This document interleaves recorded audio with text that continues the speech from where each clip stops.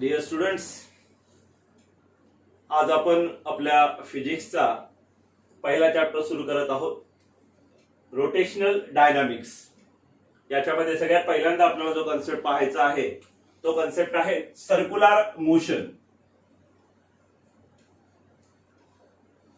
Circular motion motion हा concept आपण last year 11th standard मध्ये शिकलो. मोशन म्हणजे काय तुम्हाला सर्वांना माहित आहे. When object displaces from one point to another point or it changes its position from one point to another point, it is considered as motion. There are different types of motion.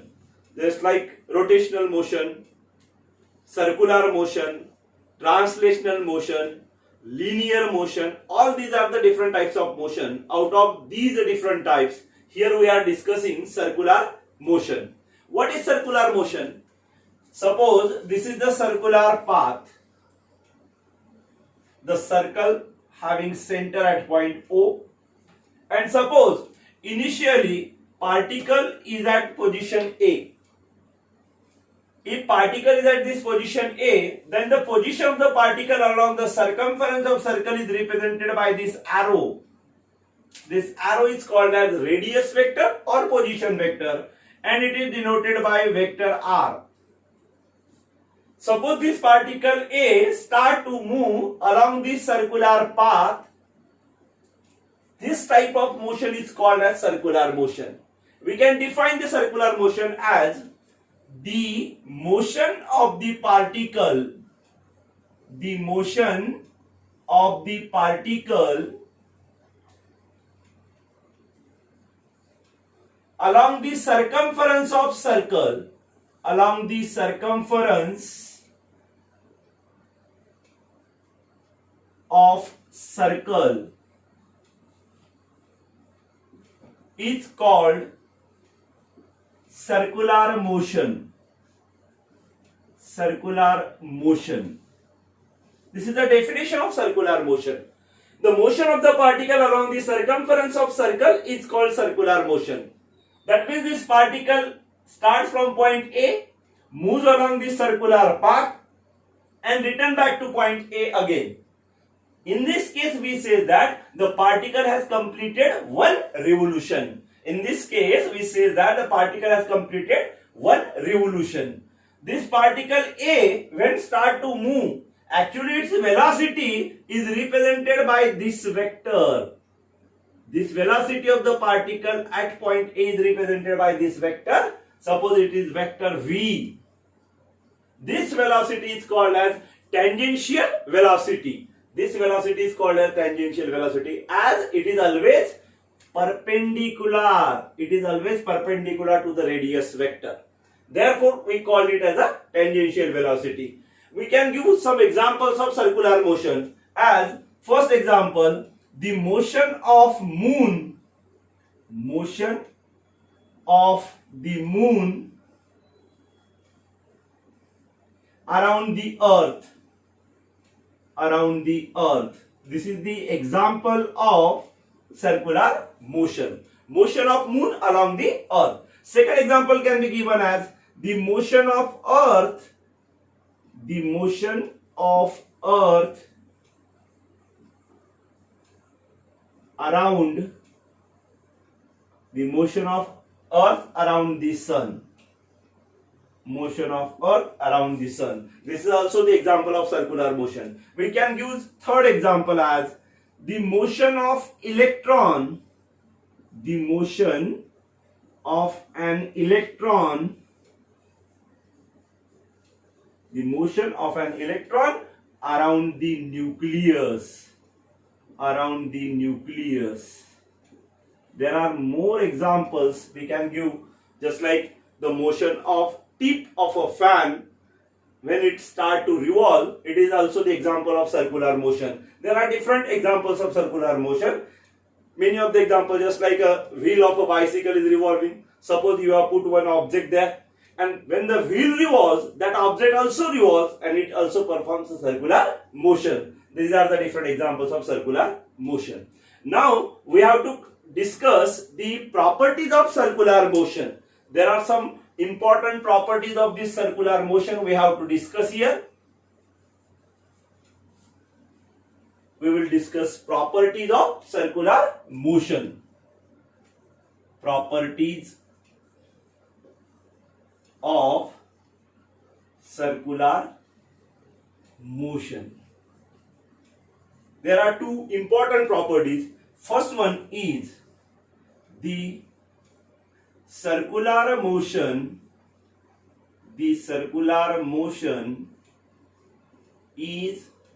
an accelerated motion. The circular motion is an accelerated motion. First of all, we will discuss what exactly the accelerated motion. Acceleration means what? Whenever there is a change in velocity of the object, that motion is called as accelerated motion. Then how the circular motion is an accelerated motion? Let us see. Suppose a particle is moving along this circular path. Initially, the particle is at point A. Initial position of the particle is A. At this position, the direction of velocity is along this tangent line. Now suppose after some time this particle A moves from this position A to position B. Now at this position B, if we find the direction of velocity, it is along this path. That means this arrow indicates that, easily we can conclude, this arrow indicates that the direction of velocity is going to be changed when the particle is performing circular motion.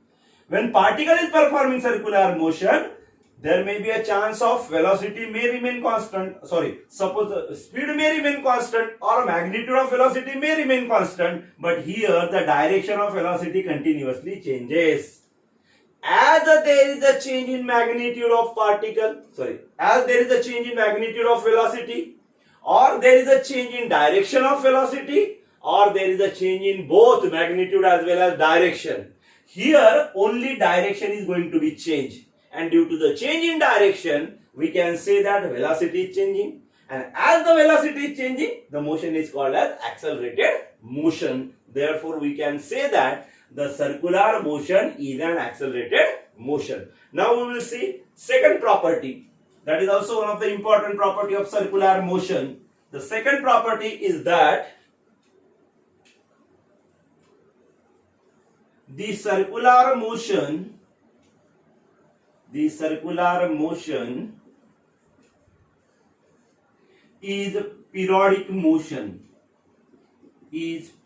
motion. Now we will discuss what is meant by periodic motion. Let's see. When the particle is performing circular motion, it moves along the circular path. Suppose we have given the example of motion of moon around the earth or motion of earth around the sun. When earth revolves around the sun, it traces its path again and again. That means the same path is repeated again and again. And due to the repetition of the path again and again, this motion is called as periodic motion.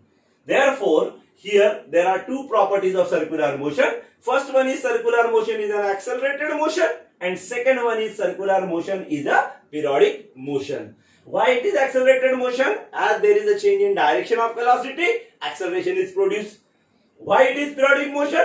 Because the particle is moving along the given circumference of circle again and again. The same path is repeated, so it is called as circular motion, but periodic circular motion.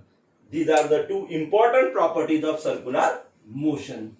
Now we have to discuss the next point, that is kinematics of circular motion. Kinematics of circular motion. Actually, in your 9th standard, you have studied about the kinematical equations. The same equations are also applicable here in circular motion. How these equations are, now we will discuss. Kinematics of circular motion. kinematics of circular motion.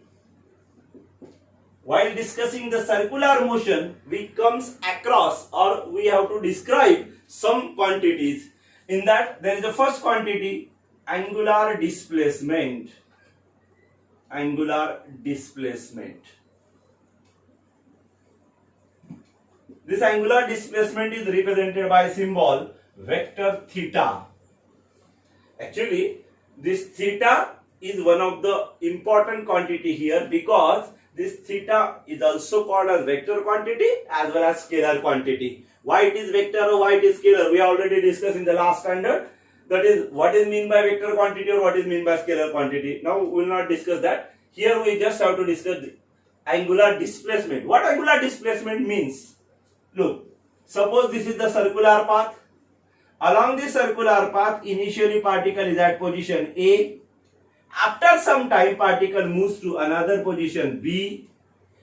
During traveling from point A to point B, this radius vector traces an angle. This is the angle traced by the radius vector.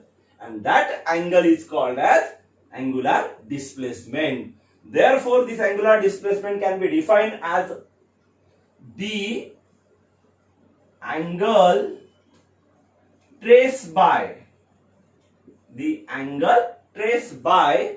radius vector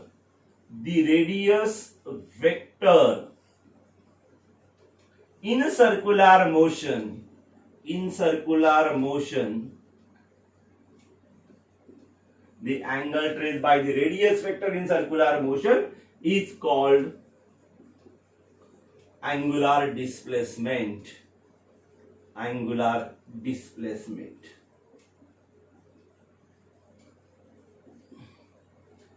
This angular displacement is denoted by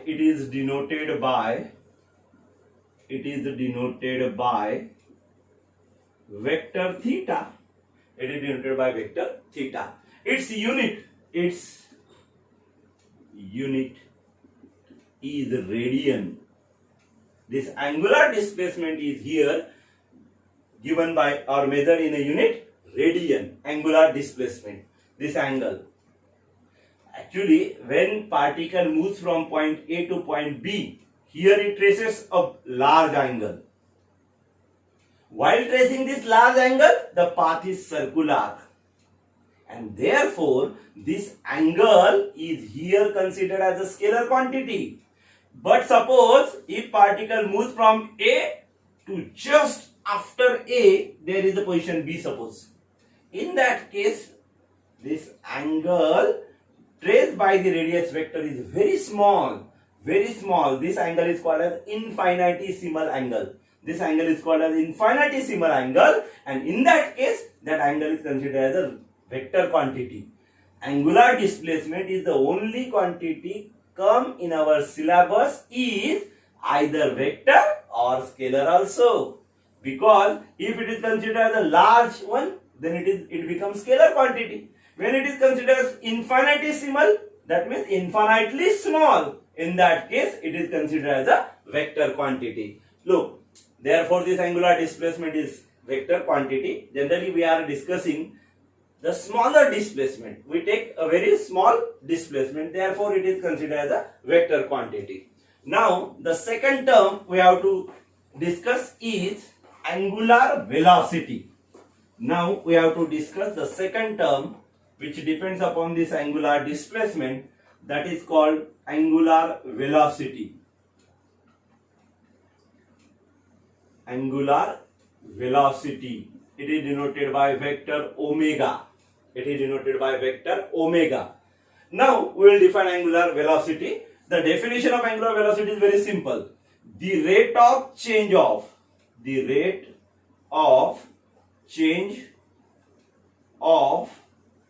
angular displacement.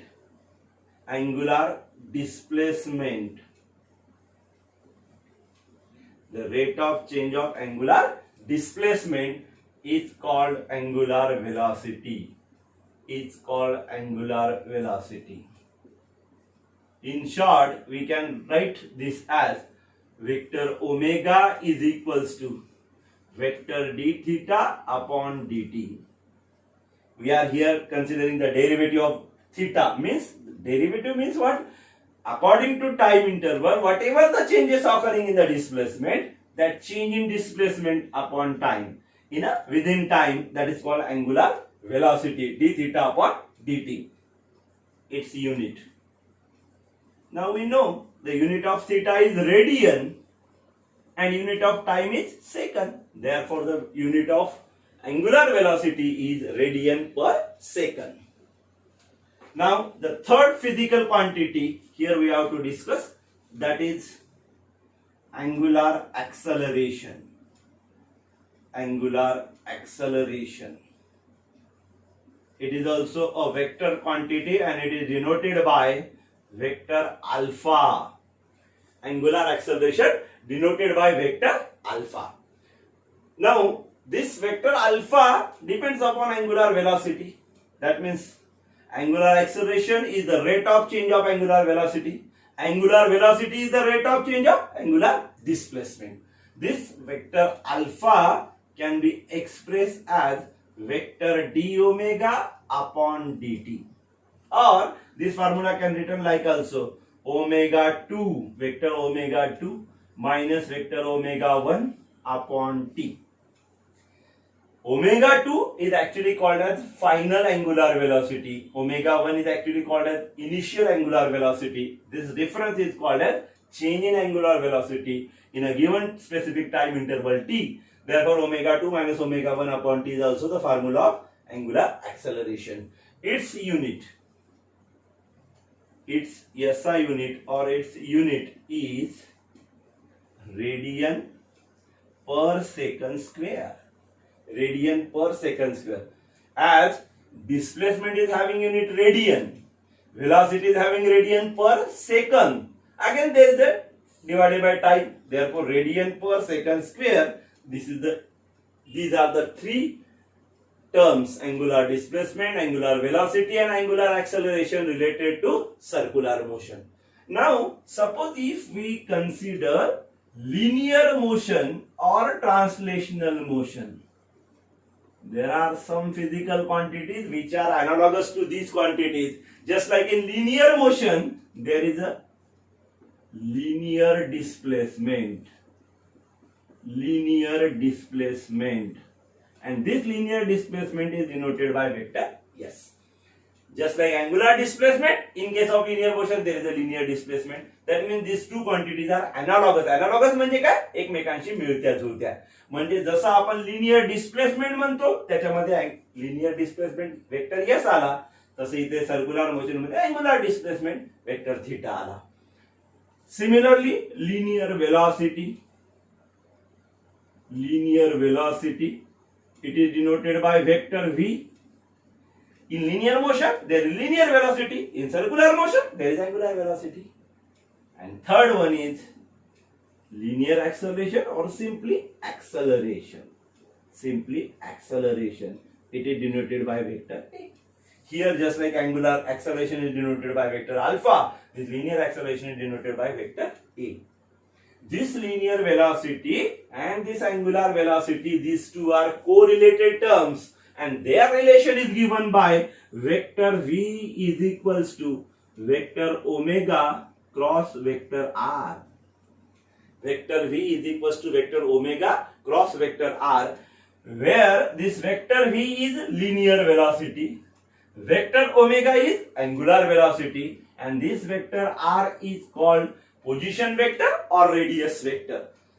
The direction of this angular velocity, from this relation we have to find the direction of angular velocity, and the direction of angular velocity is find out by using Fleming's right hand rule. We have studied the right hand rule in the last standard also. Therefore, this right hand rule, what it states, that right hand rule. What is right hand rule, or how the direction of angular velocity omega is find? It is used to find the direction of angular velocity omega. It is used to find the direction of angular velocity omega. How it is found? Stretch your right hand. Stretch your right hand like this. Suppose the right hand, these four fingers are called here as the curled fingers. And if we curl these fingers in this way, suppose we curl these fingers in this way, that means we are moving our fingers in this direction. Actually, here on board, we are showing the diagram in a vertical form. Here, if we consider the circular motion of the particle as a horizontal motion. Horizontal means what? Like this. Horizontal motion. This horizontal motion, in this horizontal motion, a particle moves from point A to point B.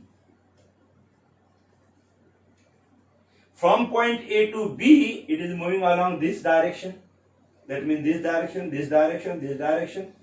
This direction is considered as, if we look at the clock, the hands of a clock are moving in this direction. Here we are moving in the opposite direction of the hands of the clock. Therefore, this direction is called as anti-clockwise direction. Anti-clockwise direction. This direction is called as anti-clockwise direction.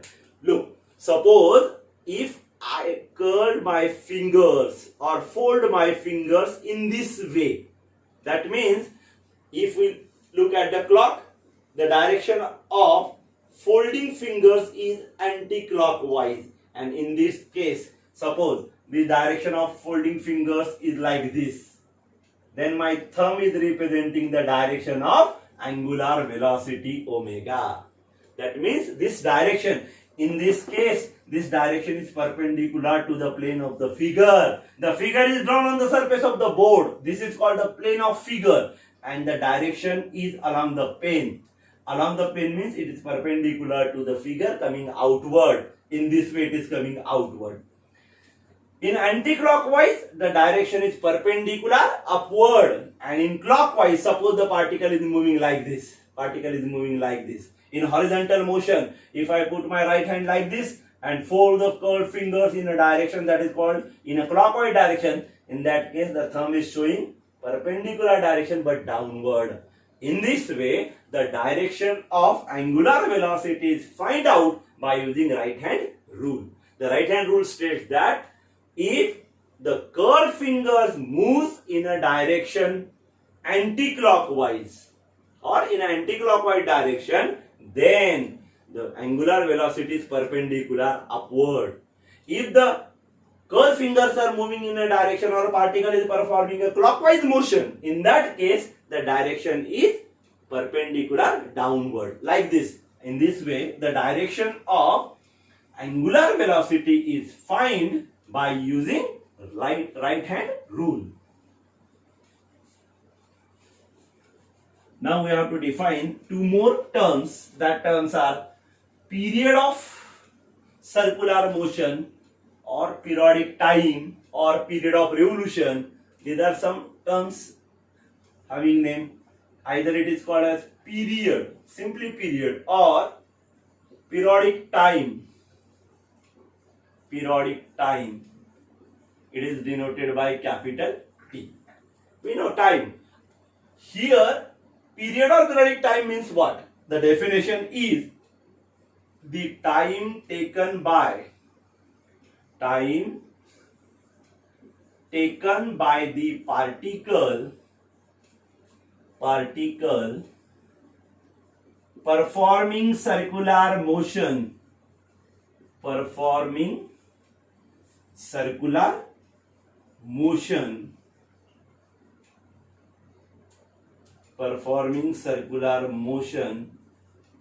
to complete one revolution.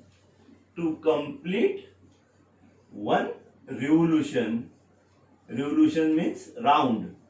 One revolution. The time taken by the particle performing circular motion to complete one revolution is called its period.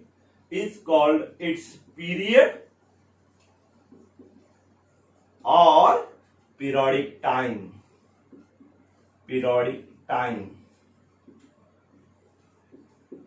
It is denoted by capital T.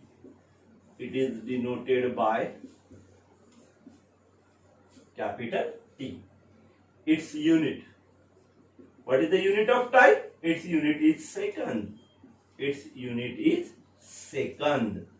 Generally, we measure time in different units, but the SI unit of time is second. Just like time is measured in second, minute, hour, day, week, month, year, decade, century. In different forms, we measure time. But here, in case of physical quantity, the SI unit of time is second. For example, the period of revolution of the earth around the sun is 1 year. That means 365 days. The period of revolution of the earth around the sun is 1 year, or it can be considered as 365 days. This is the term period or periodic time. The similar term we have to define here. The other term is frequency of revolution, or simply it is called as frequency. Frequency. This frequency is either denoted by F or small n. Small f or small n. Frequency. What is frequency? The number of revolutions completed by the particle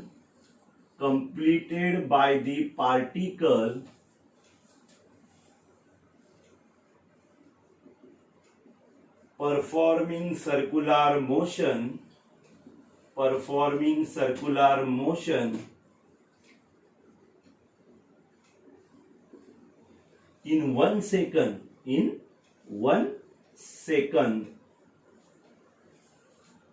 is called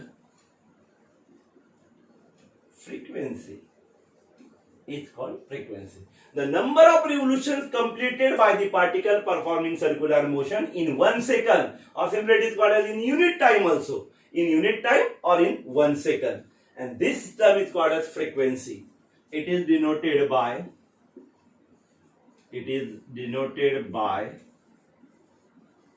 F or N.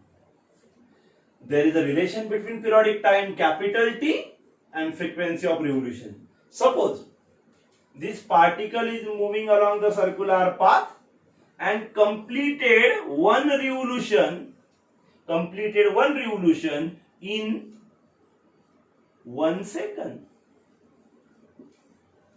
Then its frequency. We reverse the definition. If I will say this particle completed its one revolution in 1 second. Now I will ask one question. How many number of revolutions are completed by the particle in 1 second? The answer is also 1. That means here period of revolution is 1 and frequency of revolution is also 1. But suppose the particle is performing one revolution in 0.25 seconds. In 0.25 seconds. That means to complete one revolution it requires 0.25 seconds. Then I will ask one question. How many number of revolutions are completed by the particle in 1 second? In 0.25 second, one revolution. In half second, 2 revolutions. In 3/4 second, 3 revolutions. And in 1 second, it will be 4 revolutions. In that case, n is equals to 4. In that case, n means frequency is equals to 4. Now, if we equate these two terms, t and n, we get the relation t is equals to 1 by n. We get the relation capital T is equals to 1 by n. Let's see. T is equals to having value 0.25 is equal to 1 upon 4. 1 upon 4 means again 0.25. Now these two terms are equal but directly not equal. They are the reciprocals of each other. Instead of writing n, we can write n is equals to 1 by t also. n is equals to 1 by t also. Let's see, n is equals to 4. 1 by t means 1 upon 0.25. 1 upon 0.25, that is again equal to 4. That means frequency is equals to 1 upon t, or t is equals to 1 upon frequency. This is the relation between frequency and period of revolution. Just like this, t is 1 by n and n is equals to 1 by